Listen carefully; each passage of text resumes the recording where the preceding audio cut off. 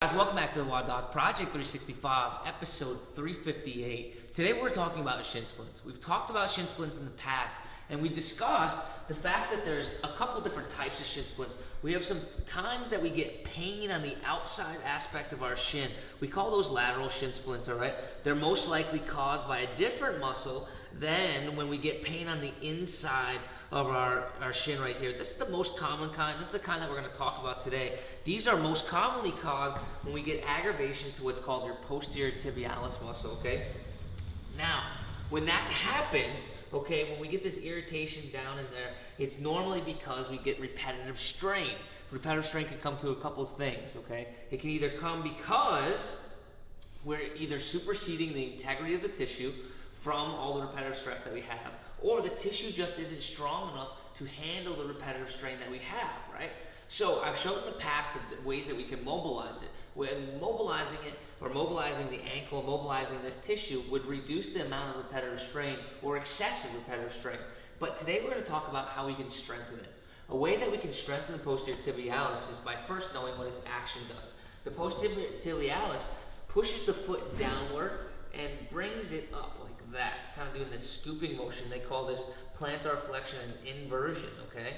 So a way that we can do this, and the way that we can, I thought somebody was coming in. A way that we can do this, a way that we can strengthen this tissue is by just taking a band. It could be any jump stretch band we have, okay? We take our opposite foot, whichever one we're using it. Make sure that you get your jump stretch band. I just did this without even thinking. That you kind of do this like a little loop thing, okay? So it comes here, jump stretch band comes around, and we kind of get this. That way it doesn't smash ourselves in the face like I was just about to let it. So it'll look like that in the end.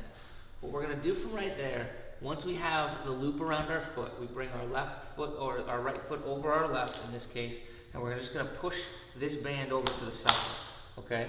What that allows us to do now is push down and invert our foot with the opposite side. This is the foot that we're working here, obviously the one that has the band around it. So we push down with our free foot, and this gives us a little way to scrunch. And now I can push down to isolate the posterior tibialis, and then invert the foot, or kind of scoop it up and under, right? Push down, scoop it up and under, reset. Push down, scoop it up and under. I would do this as a warm-up to my WODs or any type of jumping activity. Push down.